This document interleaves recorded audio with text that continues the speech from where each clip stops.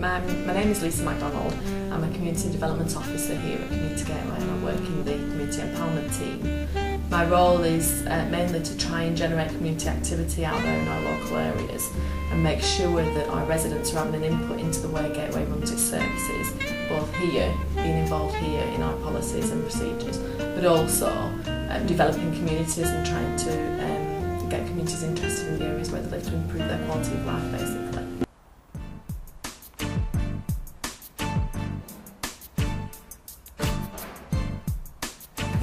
Kerry Hughes, I run St Joseph's Youth Club in St Matthew's out at St Joseph's Sports Park. Just do everything between me and my mum. We have football, we've had dance, they learn how to play the drums, guitar, different art sessions, take them on different day trips anywhere, we've been all everywhere. I'm Selena Hayes, Football Development Officer for Preston City Council. Basically, we work on inclusion through sport, so we work with young people to get them diversion activities. Every few months we ask them is there anything else they want to do, like they've just been doing a stint of football, now they started on basketball, and that as soon as we started doing different stuff after listening to them, the numbers went up and we get kids from all over. We don't just get kids from Callon or St Matthew's, we get kids from Brookfield and everywhere. The main approach we use is our community studies. These are really intensive research projects where we go out into communities and find out exactly what matters to the people that live there. We send out questionnaires to all residents so everybody has an input in a written format to have this there. We also speak to groups that are already set up in the area.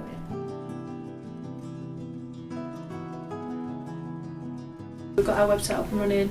We work in close partnership with yacht teams, the police, we work with YIP, we work with different community groups. We're part of the Mornook Home Voice group, we go to the Jigsaw meetings. So we work quite closely in partnership with different neighbourhood management teams and stuff, but use the website to get the word out there. We've got links to Facebook, we've got a Facebook page and a fan page for Streetwise and all different activities that we have in sport development. I'm just currently working on a part of the website called the Technical Area, which is aimed at managing coaches that we can signpost them where to get session plans from. We can post our own session plans on there to help them improve their coaching sessions. A section for the parents to go to find local teams for the daughters, sons, whoever needs a team, and also for the players we're looking at so they can get to the league table, see how the team's doing in the league.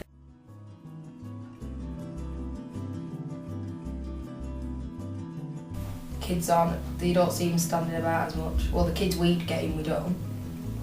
And at the start you could see them, like the little ones started to get a bit where they could get into stuff like that, but now they're not. It's not as scared, you don't feel as scared to walk through where you have to go because there's stuff for them to do and they're not finding other stuff to keep themselves occupied. So do you think one of the main reasons there were problems before is because the kids didn't have anything to do, well, there was stuff there, but stuff they might not have wanted to do. If you listen to them and you do what they want you to do, then you'll get the kids in and they'll do it. We do a PANA session, which is a farm street soccer at Plungington Youth Centre. We've got about 30 young people who have registered to that. Basically what we're trying to do with that is maybe link up a AQA award scheme, which is a six-week course. They get an AQA accredited certificate at the end of it, maybe about drugs awareness or drugs in the law or stuff like that. So we're trying to link it in with issues they might come across at their age, like drugs, alcohol, and all sorts of different things, and get an award in that to say that we understand that. So maybe go down a bit of an educational side, but tie that in with sport.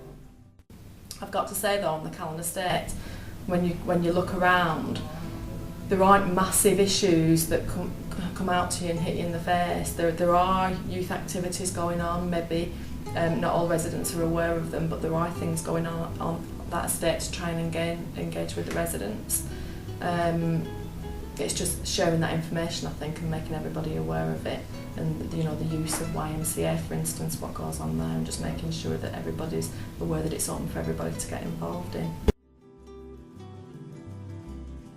Our key aims are to try and get the Callon community, some representation from Callon community into this organisation. This year, personally, for me, it will be increased girls' participation, help feed girls into teams because a lot of the teams are struggling. We have a few kids that want to take up sports coaching themselves, so we're going to see if we can put them through that and get them to do it, and then the older kids will teach the younger ones to do the sports side of it, and we have a few of them that we've took on as volunteers to do the trips. It's just getting them involved instead of them coming and then somebody telling them what to do. They'll be with us as well, and they'll be helping with the younger kids.